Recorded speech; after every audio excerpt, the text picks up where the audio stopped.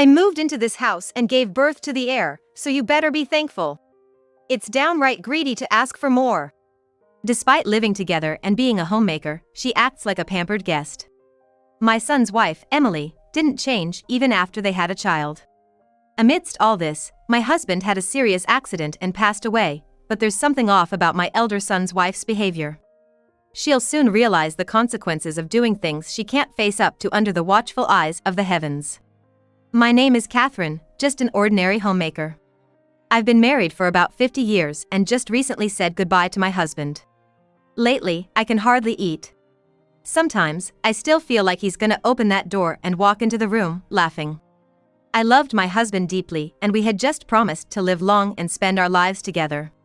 But sadly, that promise was broken way too soon. And they ended up parting ways for reasons that, no matter how you looked at it, just couldn't be understood.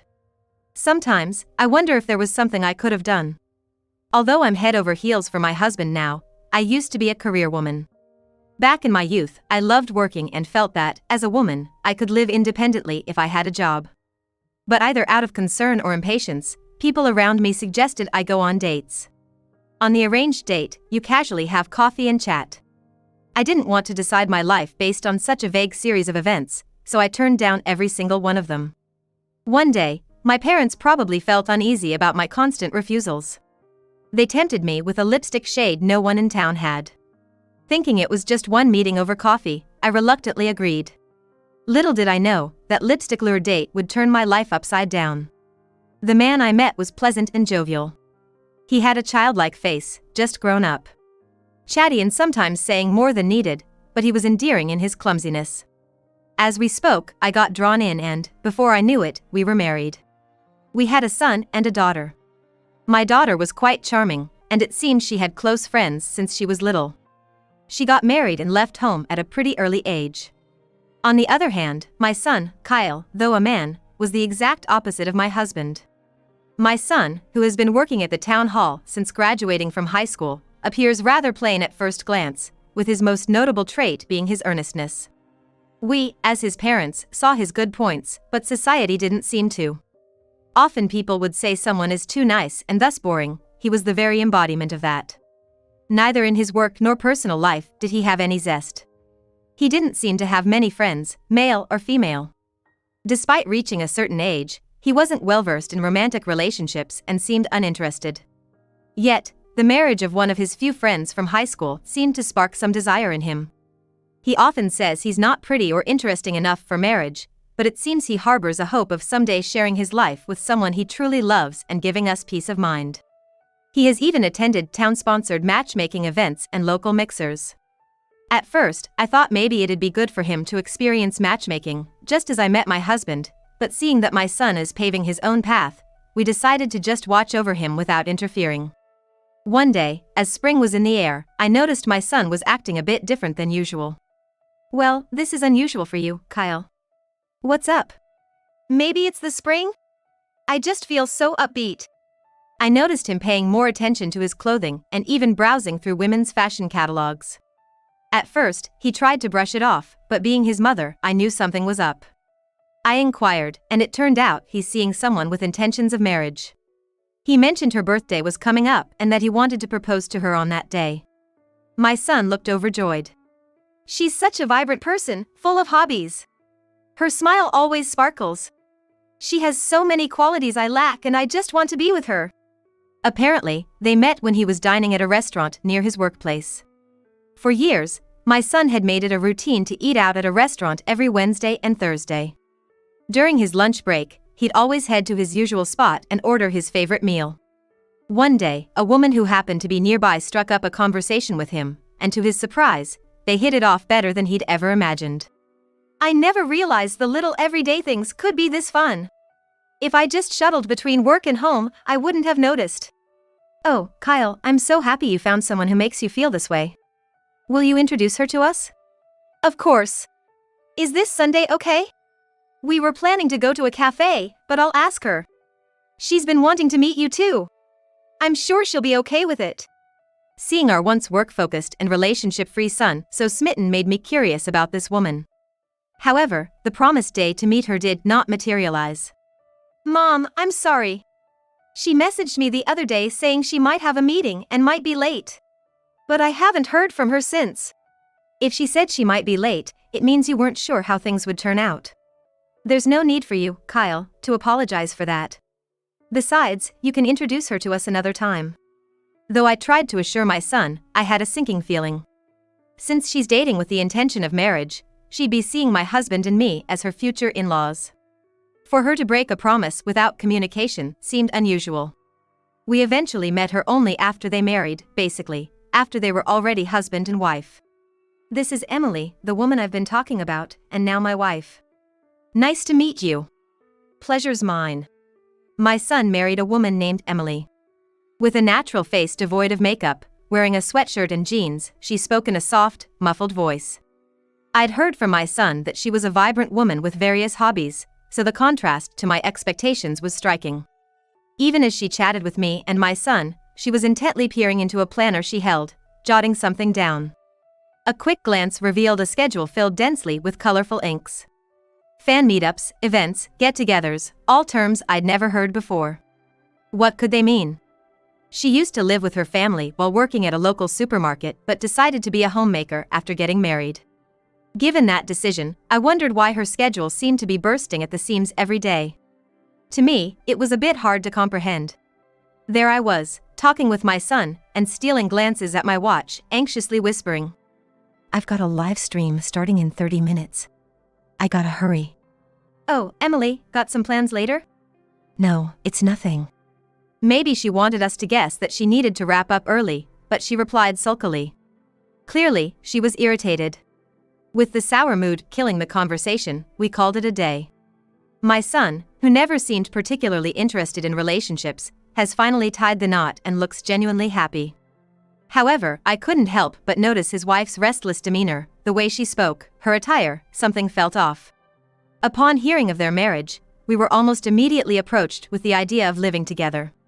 My son and his wife wanted to save as much money as possible for their future. When they approached us for any possible assistance, they eventually asked if they could move in with us. We were okay with it, but I was concerned if Emily, being in an unfamiliar home and transitioning to a full-time homemaker role, might feel overwhelmed. However, they assured us that there'd be no issues, and the decision was quickly made. Once the decision to live together was made, their actions were swift. Just 3 days after the decision, Emily had already moved out of her previous residence and completed the move. That slight unease I felt when I first met my son's wife grew over time, and its origin soon became apparent. It didn't seem like my son's wife's truly settled into married life. She always had her planner filled to the brim, pictures of male pop stars, and was constantly on her phone. It's my son's wife's right to have such belongings, but constantly being on her phone even when conversing with me, my husband, or my son is concerning. One day, we decided to set ground rules to ensure everyone in the household felt comfortable. The first to speak up was her. Although both our couples live in the same house, we should respect that we're two separate families and refrain from interfering in each other's private matters. Right, privacy. Let's be mindful of each other's boundaries and maintain a healthy distance. However, she hides behind this rule, claiming to be a homemaker, yet hardly does anything around the house. She's always glued to her phone, while I handle cooking and cleaning. She has my husband do the heavy lifting and cleaning the bathroom. But, you see, I have a delicate back and even little things can hurt it easily.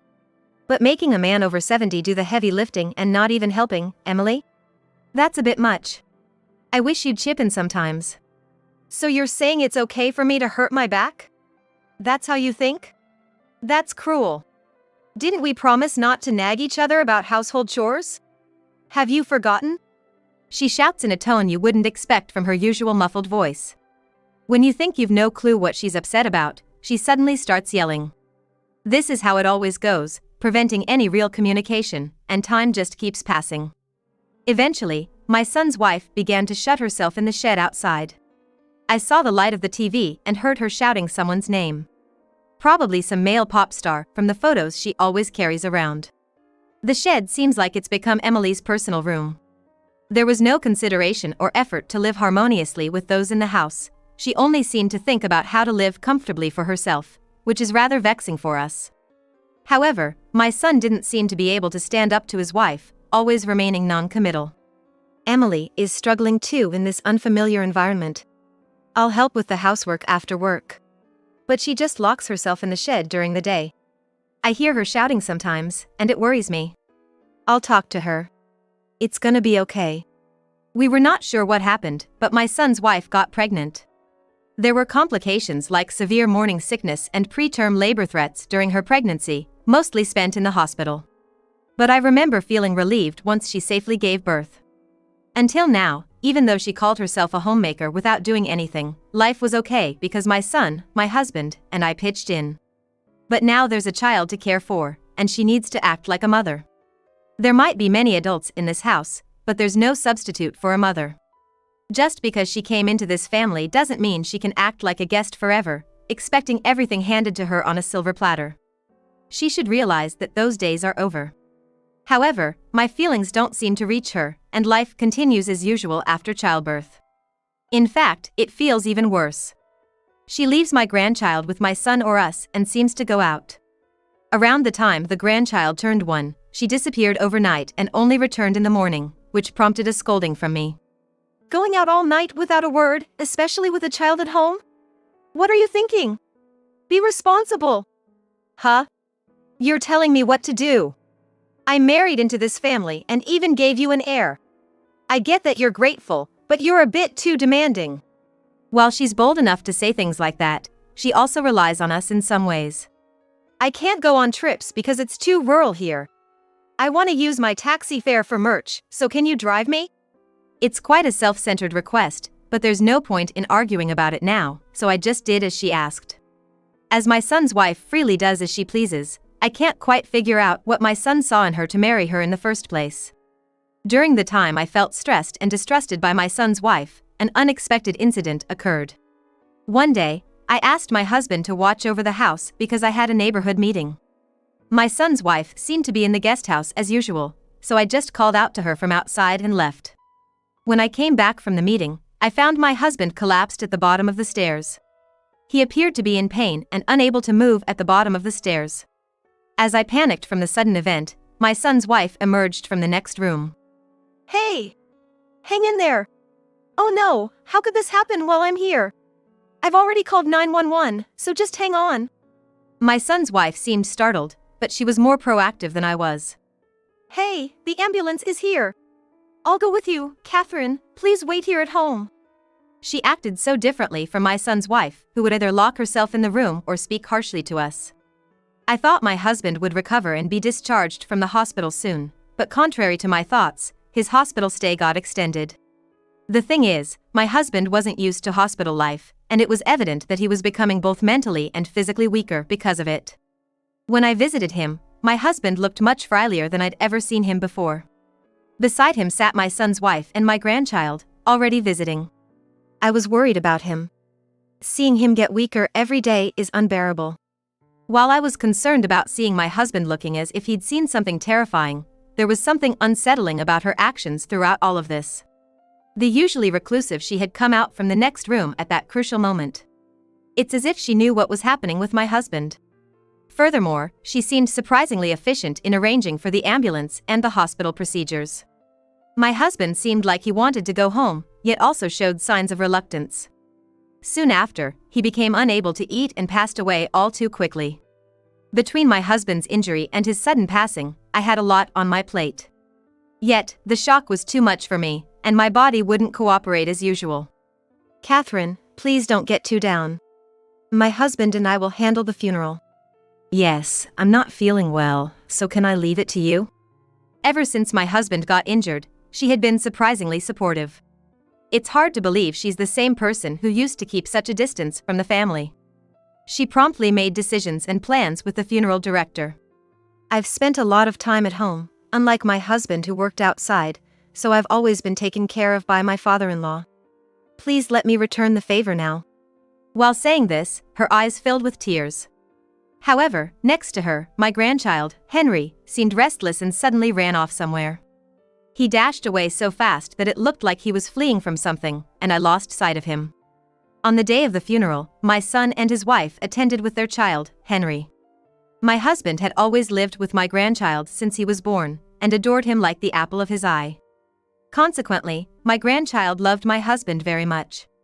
Being 5 years old, he probably understood what the funeral meant and that he wouldn't see his beloved grandfather anymore. He seemed different, more restless than usual. However, Emily probably thought that scolding him as usual would draw too much attention in the crowd. Emily noticed his behavior and gently hugged him from behind. Come on, Henry, say your final goodbye to Grandpa. It's not the last. Don't touch me. I'm scared, stay away. Henry, who's usually calm and rarely makes a fuss, started to act out in an unprecedented manner. The folks around felt that this wasn't just some ordinary tantrum, and began to murmur amongst themselves. Then, with a voice loud enough to drown out the commotion, Henry shouted, Grandpa says Mom pushed him. The 5-year-old, my grandchild, clearly stated what he'd heard. The surrounding crowd was taken aback, and speculations began to fly.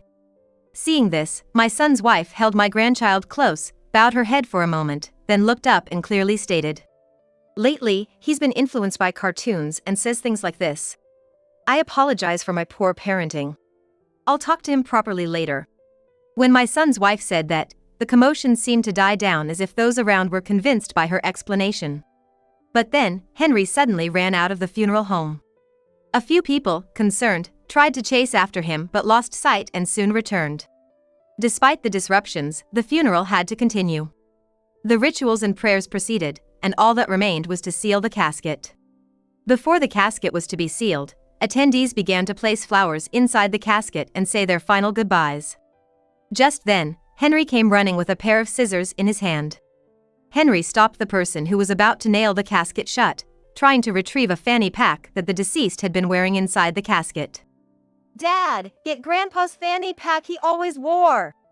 Henry screamed, frantically trying to cut the belt of the fanny pack with the scissors. However, interrupting those words, my son's wife spoke gently to him. You see, this fanny pack was something Grandpa always wore and cherished. He probably wants to take it with him to heaven. Mama's lying.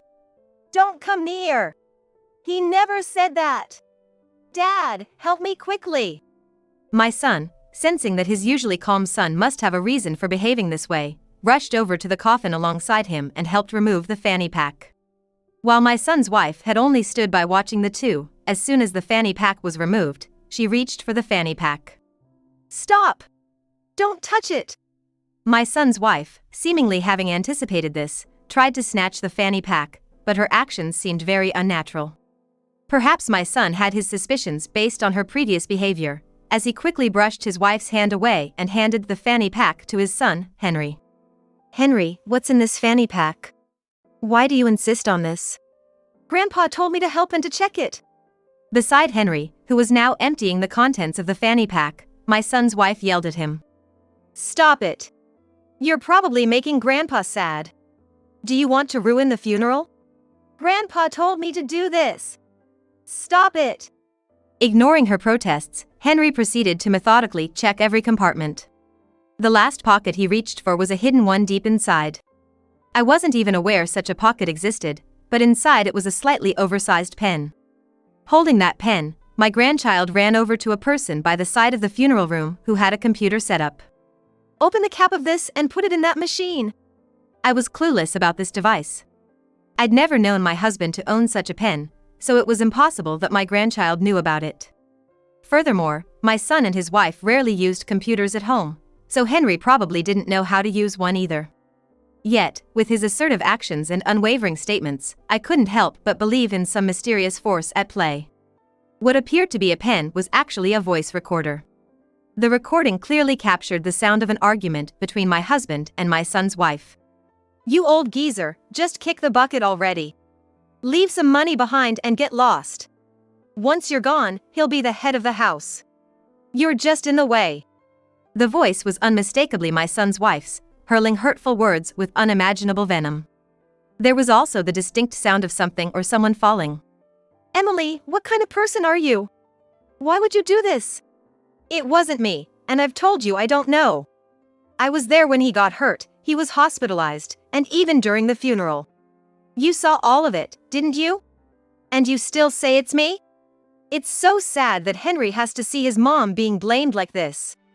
She continued to play the part of the dutiful wife who had lovingly cared for her father-in-law. Her theatrical tone was irksome. As I was pondering how to address the situation, suddenly Henry spoke up. I know what you did. You spread oil on the stairs while I was at daycare, and you talked about getting rid of the old man. Stop making up crazy stories. If you don't cut it out, you're gonna get in big trouble, you hear? At first, my son's wife feigned innocence using her son as an alibi. But one statement from her child changed everything. Grandpa told me to run because I'm next. Mom, stay away from me. Saying that, he picked up a paper and pen nearby and began to write something down. Henry was just 5 years old. He rarely wrote anything, but he smoothly continued writing. When I peeked at the paper, both I and my son and his wife were shocked. In handwriting identical to my husband's, it read, "If anything happens to Henry, I'll haunt you. Be prepared." Stop it, please stop. I had no other choice. Feeling cornered and rejected even by her child, my son's wife eventually confessed everything. Why would you do something like this? What did you want so badly that you'd harm someone? I wanted to support Sean. He meant everything to me. I was momentarily taken aback by the name, but then I remembered hearing it often on TV. He was a popular singer who was always on the talk shows. From her story, it became clear that this all started because she wanted to spend more money on her favorite idol. If it's for Sean, I'll do anything. I realized I have a limit on how much money I can earn. So, I thought, why not marry someone rich? So you approached me and said you wanted to marry, not because you loved me, but for this Sean guy? Of course. Who would fall head over heels for a plain and boring guy like you? She initially married my son because she was after his money. Seeing he had a stable job and probably had a lot of disposable income, she set her sights on him and pursued him aggressively. And my son's wife wasn't satisfied with just my son's earnings. She wanted more, a substantial amount of money. She thought that the quickest way to get it was through life insurance. I want to be recognized, but just relying on your earnings isn't enough. To get closer to Sean, I need more money. So you wanted not only my earnings but also life insurance money, all for this Sean? To meet him, I need money. Every handshake, every photo opportunity, they all cost money. He has so many fans, and I can't lose, you understand? She needed my son for the regular household expenses, and it seemed she believed that my husband would have a larger life insurance payout. If something happened to my husband and the life insurance money came through, it would be split between some. However, most of it would stay in the house. That meant my son's wife could spend it as she pleased. I probably won't be around for long, and eventually her husband, my son, will take care of the household. That means she'll have free reign over the household finances. I remember her saying that she was planning to spend as much money as she wanted on her favorite pop star. After that incident, my son came to his senses and immediately took steps to divorce her. I loved you when we got married, especially when you were doing what you loved and shining. But I was blind to everything else. I can't believe you'd even think about harming someone, especially for money. We can't live together, especially not for our son's sake. Hold on. I know I'm obsessed with my idol, but you love that about me, right? We got married because you loved me. How can you just divorce me like that? It's astounding that even after all this, my son's wife still firmly believed that my son loved her. She must have some nerves. I believe what Henry is saying and what he sees about my dad. It's terrifying just to think that after my father, you might see our son as a threat. This isn't just a passing whim. I've left everything to you until now, but I'm gonna turn things around and properly raise Henry from now on. Obviously, I'll live with Henry. I can't believe how oblivious she is, still insisting she'll have rights to live with Henry. She's really lost it. If you divorce me, where will I live? Well, as long as I have Henry, I'll get child support from you. So, I guess I can let you divorce me. But you might struggle to make ends meet. So you're basically just seeing our child as a cash cow. It's heartbreaking to think of him growing up with you. I can't hand over our child to someone who'd harm others for their own selfish reasons. Soon after, the police contacted us, saying they would investigate, including our home. Apparently, a distant relative attending the funeral was a cop and had set things in motion. Upon thorough investigation, there were several injuries and dents that couldn't have resulted from a simple fall. Along with the audio evidence being accepted, it became almost certain that my son's wife had pushed him. I didn't need my son to intervene, she was taken to the police station that very day. She probably won't breathe fresh air for quite some time, but that's the bed she made. My son promptly made my son's wife agree the divorce, making him officially single. Now, my son lives with Henry, raising him. While I can't bring back my beloved husband, I find happiness in living surrounded by my son and my adorable grandchild. The pain of loss and cherished moments can never return, but looking forward to my grandchild's growth brings joy. After that incident, my grandchild's mysterious power seems to have waned, and he's been talking less about my husband. Rather than dwelling on the past, I want to focus on the happiness that lies ahead.